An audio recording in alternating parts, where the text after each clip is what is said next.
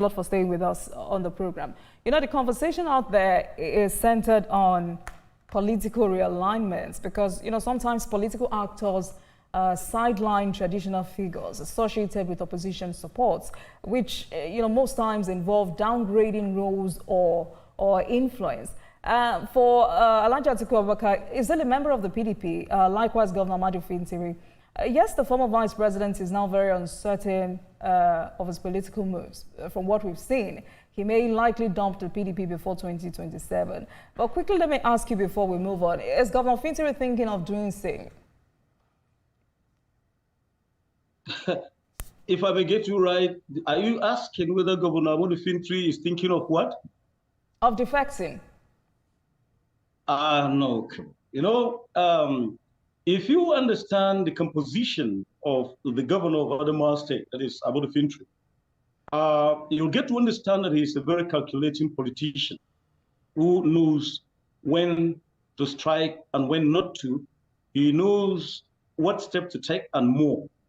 For the meantime, I think you'll get to understand, if you are open to seeing some of his activities on the media, that he's been deep-neck involved as the chairman of both Reconciliation and Convention of the People's Democratic Party.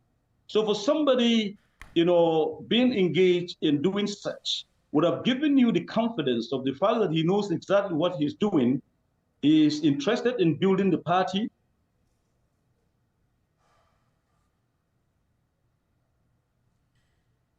Dr. Ngamza, are you there?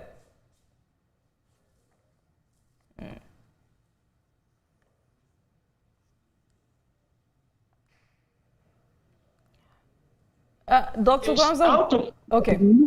Understanding to say that there will be speculation that he's likely to defect. That in itself, I don't think he's that kind of a politician. On good standing, I can give him that confidence and assure you that it's only time that will tell exactly how certain events will unfold. All right, let's go back to the reform, because what most of you have said, and I mean government officials have said, is that the reform is doesn't seek to erase our traditions. Rather, it aims to clarify the role of traditional rulers in a democratic system. I'd like to know, how does the reform balance tradition with modern governance principles? Well, you know, the issue of traditional rulers is a necessity to our corporate existence in this country. Whatever you try to relegate them to, they still remain good enough and on record, at least doing that which is expected of them. It will take us an age to come to put them clearly irrelevant, you know, by whatever measure. Constitutionally, they may have limitations, but I assure you that with what is going on nationally, they are the essential participants in bringing people together, in addition to the fact that they are the great reservoirs of our own cultural entities and richness in the nation. So they work a lot to bring us and to put us together and to set us to do that which is expected.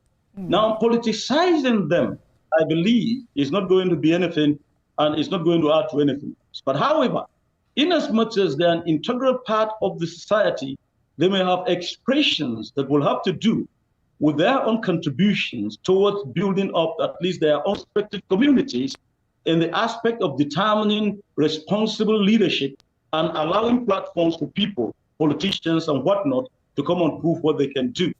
So to my understanding, there's nothing having to do with the idea of politicization there, beyond that which they are set to do, to unite the people, to contribute towards cultural development, and to ensure that justice is done to people. So whatever it is that anybody will say, I return my sympathy for them, and I accept the fact that wherever they are placed in the Constitution, they should be improved as it is being done, you know, in Adamawa State more precisely. Right.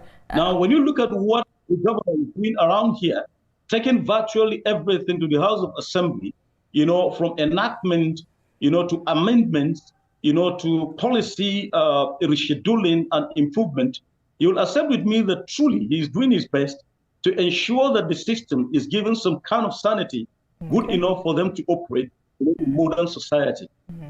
All right, Dr. Ngamza, because, when I went through the statement released by the state government, it's indicated that this new policy requires all kingmakers and traditional council members to be indigenes of the emirates and chiefdoms they represent. And what you've said tonight is that the reforms tried to modernize the process of how traditional rulers are selected, making it more transparent, sanitized and inclusive without stripping them of cultural relevance. So what new processes are being introduced for selecting traditional rulers? Are kingmakers still relevant under this proposed reform, or is their role being reduced? Dr. Ngamza, can you hear me? Yes, if I get yeah, that's a question you asked, trying to define the role of who princes are and who kingmakers are, and where the constitution or the expectations of this particular law is trying to provide good enough for people to be. Now, the outcome of it, what you were trying to mention about the fact that people must have to be indigent to belong, is true in most cases and most appropriate, good enough, at least to give the best practices that will maintain some of these traditional rulers. We've had problems, in the history and development where sometimes kingmakers are not appropriately given their due respect, and they don't have the right and the expectation, even traditional. In some cases, some people are brought in from other places and placed on others, not duly. I think the confusion that is enshrined in that is part of what and why, the state government is bringing this amendment good enough to stress the roles of people, at least to make it up. We've had cases of people migrating from other places, coming into certain places without knowing the full traditions of the people, and then applying to the sense that when it is time for selection to be made, they brew controversies and difficulties along the line. That is not what we're trying to say, but, it's good to have a clear, well-written document, good enough to make issues straightforward, at least to establish the basis upon which people can be selected.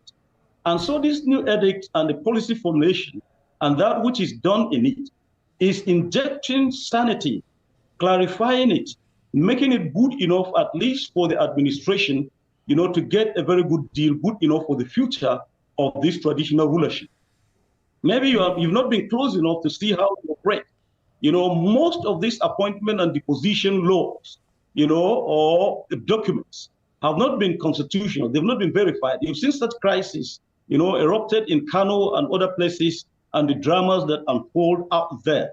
Here in Adamawa, we want to prevent, even for the sake of the future, anybody who comes with any misconception, so that he will not dabble into issues that are not. And that is the reason why, document is taking itself and giving full details of what should be done and what is expected in terms of people belonging, to the clans, belonging to the ruling homes, belonging to the heritage, by which they're given. I think that in itself is basically what this amendment, and the policy statement is trying to achieve. Thank you. So, talking about heritage, Dr. Ngamza, how does this reform, address long-standing succession disputes among ruling families? Because you talked about ruling families earlier. Because Nigerians knew about the Bachama chiefdom.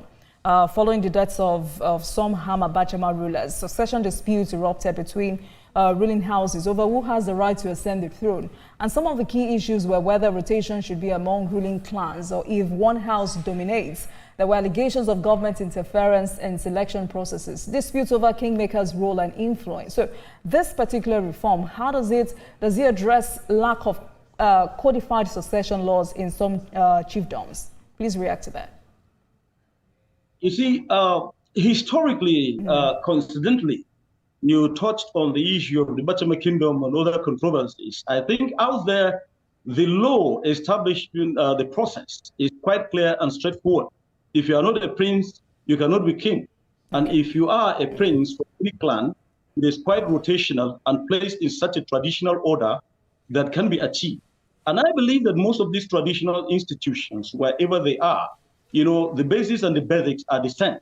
There are people that are princes and there are some that are kingmakers, while others are just ordinary commoners and followers. Now, if, for instance, you make mistake in trying to get the wrong people into the king-making process, I think you are going to get confusion and disorganization along the line, which is not likely to work for the good of the people. And I tell you on good record that I know that what the government of Adamawa State is set to do is to clear some of those areas and to make them be clear enough and good enough for self-administration. Now, I gave you a small example of the fact that there is, for instance, territorial overlap, between, the local governments where the present Lamido belong and the new emirate that is.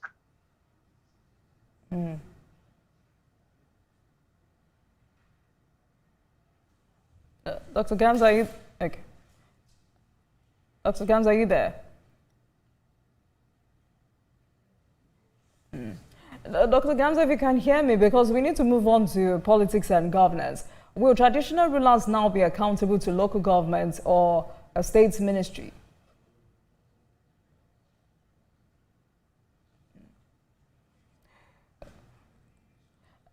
All right. Dr. Ngamza, if you can hear me, will traditional rulers now be accountable to local government or a state's ministry?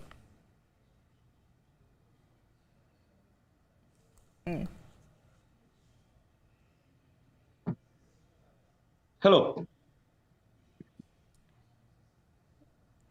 Dr. Ngamza, still about ruling houses and the what I said was that will traditional rulers now be accountable to local government or a state's ministry? Yeah, definitely. Constitutionally, no traditional ruler is beyond his local government.